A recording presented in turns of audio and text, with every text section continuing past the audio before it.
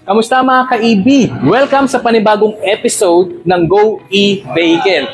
Nandito tayo ngayon sa Nice Cycle E-Bike at EV Station dito sa Rizal Avenue, Caloocan City. Tara mga ka-EB, tingnan natin ano ba ang meron dito at mga branded ng Honda to, by the way mga ka-EB. Alam ko yung iba sa mga nanonood sa akin channel naghahanap ng Honda brand. Ito na mga ka-EB, iisa-isayin natin to, ipa-part by part natin. So tara, let's go!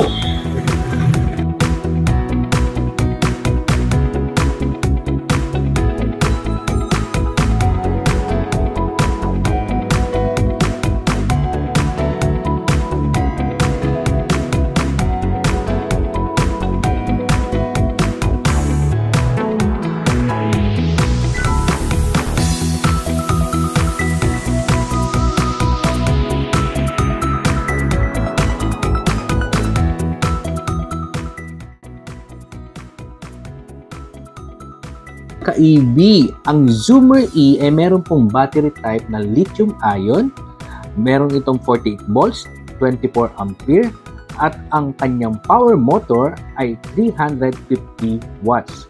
Bosch motor na po ito. Ang kanyang top speed naman, mga ka-EB, ay 45 kilometers per hour at ang kanyang top range ay 55 to 65 kilometers. Alright mga ka-EB, nandito sa harapan ko ang Zoomer E. Okay? Ang brand po nito is Honda. Sa mga nagbabalak bumili at nagtitiwala sa Honda, baka ito yung hanap mo na electric scooter. At ngayon, pagdating sa specs at features na itong Zoomer E, ating tawagin si Sir Byron ng Nice Cycle. Sir Byron. Hello Sir Mark, good afternoon po. Good afternoon sir. Apo. Okay sir. Ano ba yung bago at pwede mong ibida dito sa Zoomer E? Yan, actually Sir Mark, itong Zoomer E is one of our best sellers. No? Ito yung, kasi bukod sa iconic na yung Zoomer looks niya, since alam ko siguro may mga viewers ka po dito na nakakita na ng Zoomer na gasoline powered. Ito yung electrified na version ng Zoomer. So, ang kapansin-pansin dito would be yung kanyang rugged na looks, lalong-lalo na dito sa kanyang double headlights, no, na iconic na Zoomer na itsura niya. And bukod pa po doon is yung kanyang features and yung tech-wise niya, angat po ito talaga sa ibang e-bike na masasabi natin. So, aside from the Honda branding niya, syempre, ang isa sa mga siguro drawing factor na gusto ng mga customers natin dito ay yung kanyang malambot na suspension, yung riding comfort niya talaga. Kahit pang long ride, komportable at hindi mo mararamdaman yung pagod sa mahabang biyahe. Tapos, kung sakali man na maubusan ka ng baterya dahil nga mahaba yung naging biyahe mo, removable yung battery niya. Ikot mo lang sa rito. So, halimbawa, malayo yung pinanggalingan mo, hindi mo kailangan dalhin itong buong motor para i-charge siya. Though pwede rin naman, meron din tayong socket dito. Pwede mong i-direct yung saksak dito kung may outlet ka sa labas. Pero ang kagandahan dito, lalo na yung mga nagtatrabaho po sa BGC, sa Makati, dadalhin lang nila sa opisina to, may dalang charger, saksak na nila sa opisina. By the time na mag-out sila, full charge na ulit yung battery nila. Bagay na bagay sa mga nakatira sa mga high-rise, no? Yes, opo. Like sa condo. Kung nakatira ka sa condo, pwede to. Nasa parking yung e-trike mo or e-bike mo, pwede mo itong dalhin dun sa inyong kwarto or sa bahay mo. Okay? Yes, sir. Yun. So yun isa sa mga selling factors niya. And then aside nga po sa forma na naka-Honda ka at removable yung battery, tech-wise, no, siya po ay may cruise control na. So hindi mangangala yung kamay mo kapag malayo yung biyahe mo. Bukod po doon, high-tech yung kanyang LCD screen, yung kanyang lahat ng information that you need, no, from the speed, pati po yung battery range, nandito rin. Bukod pa po doon, meron mga driving modes itong ating Zoomer. Meron po siyang yung eco mode, pati yung speed mode. Yan, kung you're more into the thrill at bilis, speed mode. Pero kung gusto mo yung may tipid factor at range factor ka, doon tayo sa may standard mode. And isa sa mga paborito ko pa dito actually is kasi yung kanya pong susi ay keyless na. Keyless? Yes, so NFC powered na rin siya. At kaya mong paandarin yung unit. Basta kahit nasa bulsa mo lang siya, kaya mo siyang paganahin. So security-wise, maganda siya, pati convenience-wise. Pasok siya sa mga consumer natin. Lalong-lalo na, Sir Mark, yung mga naghahanap ng kanilang first na electric bike. Yes, oo. Mas maganda to, no, mga ka-EV. Kung ngayon lang kayo magkaka-EV or magkaka-electric bike, tingin ko bagay din sa inyo to. Nakikita ko hindi naman siya ganun kataas.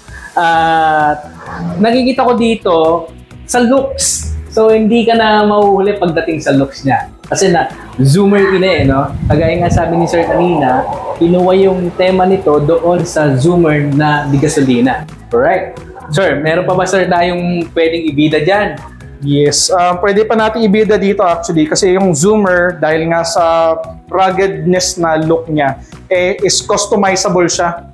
Yes. So dito po sa Ni-Cycle, available din po dito yung mga pwede nyong add-ons kung gusto mong magkaroon ng rear box or ng extra seat sa likod, meron po tayo dito niyan.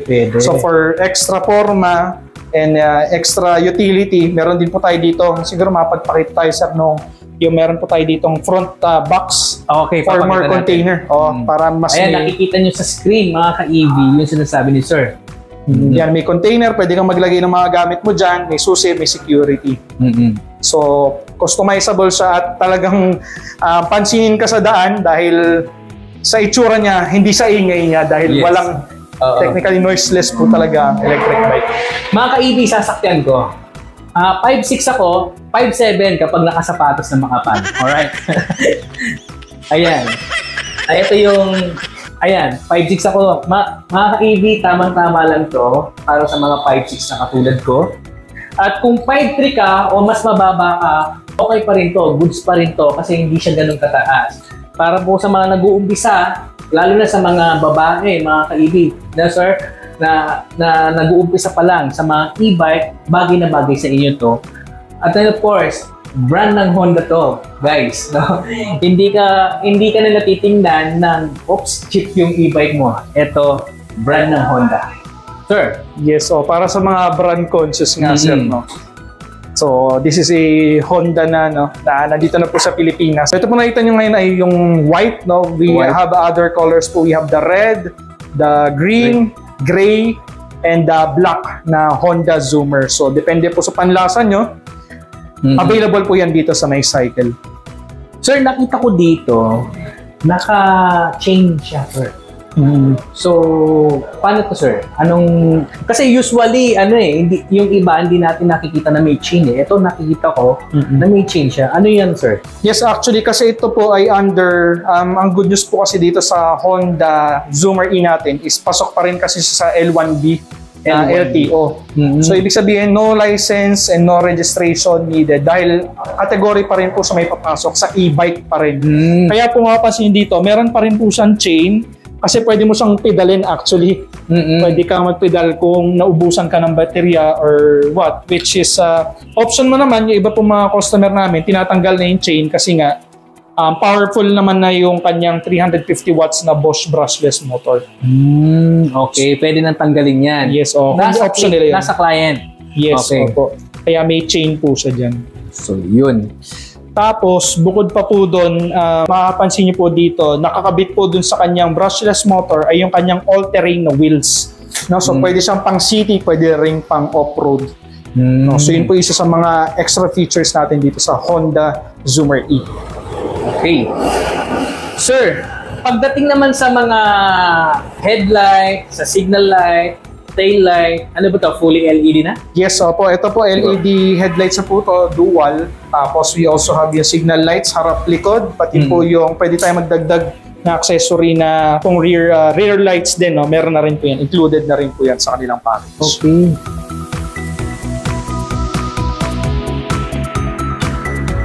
Alright mga ka-EV, shout out pala sa mga subscriber na natin dyan ang nakatutok na sa Go E-Vehicle.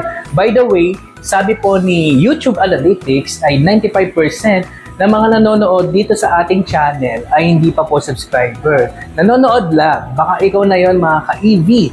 So please paki-subscribe na ang ating channel, nandyan po sa ating baba. Subscribe na, salamat! Alright mga ka-EV, ito yung ating screen. Okay? Makikita mo dito mga ka-EV yung time, At yan kung ano yung status ng ating electric vehicle na ito, itong e-bike. Naka-park mode siya. Then, ayan, ito yung kanyang battery percentage, 100%. At ang kanyang range pa na natitira dito is 55 kilometers. So, ang full charge nito is 55 to 60. Depende po yan sa road condition po, no? Depende kung maganda yung daan at smooth at pwede mo papaabot mo daw yan as per nice cycle ng 60 to 65 pa. So, ngayon, ang kaya mong range ngayon yan ay 100%. Sa 100%, ang kaya po niyan ay 55 pa. So, mostly, alam niyo na to. Ito yung pinakamaganda rito, yung kanyang cruise control. Kapag na-meet mo na yung tamang speed mo, tsaka mo pindutin yan, alright, naka-cruise control na. Na-maintain na niya yung tamang speed mo. So, mostly, signal light, busina, okay? At pagdating naman dito sa kabila, mga ka-EV, ang mapapansin mo dito, itong kanyang drive indicator. Now, naka-park mode siya. Tanggalin natin yung park mode. Alright, ayan. Now, naka-sports mode siya. Okay? Pag nilagay ko yan sa normal, sa drive mode niya, makikita mo nagbago, di ba? Kulay blue. Ito po yung indicator, mga ka-EV, kung ikaw ay naka-sports mode or naka-standard mode lang. Okay?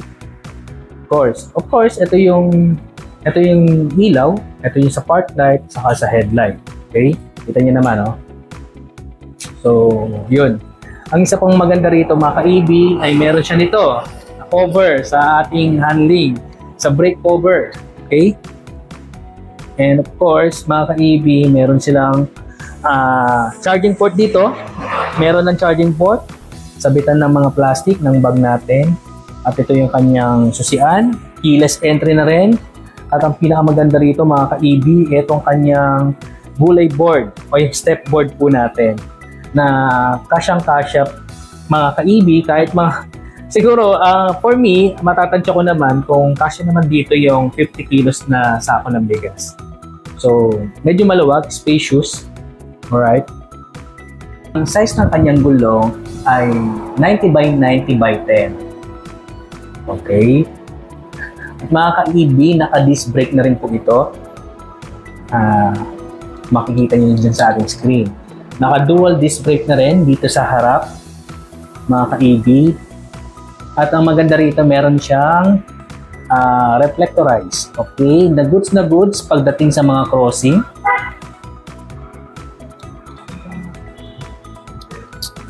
At pagdating naman dito, mga ka-EV, yung sinasabi ko kanina, naka-dual disc brake. Ito yung kanyang suspension. Na goods na rin.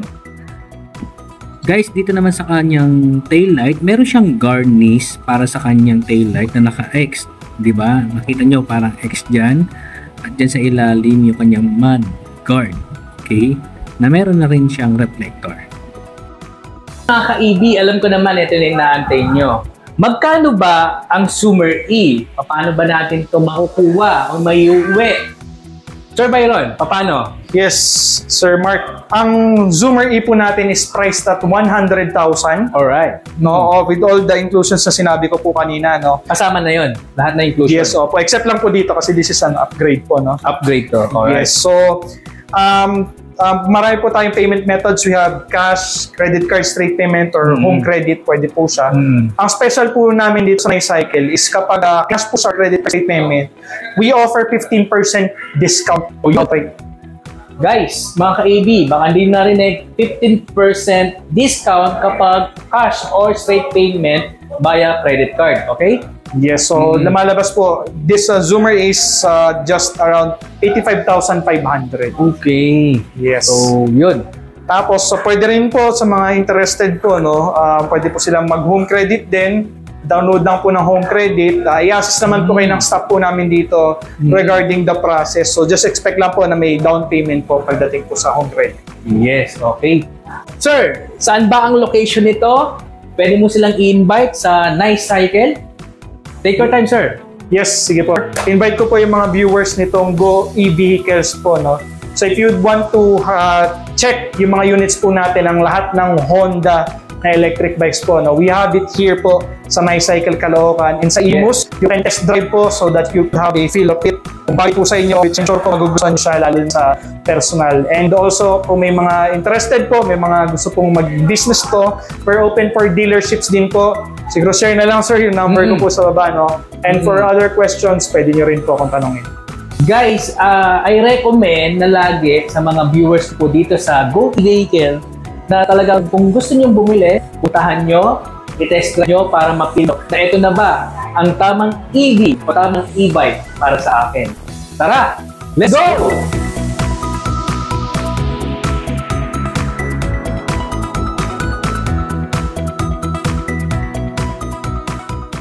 Ka-EV, abangan nyo po yung ating pong part 2 ng ating series dito sa Nice Cycle. Na i-review natin lahat po ng mga electric scooter na meron po rito.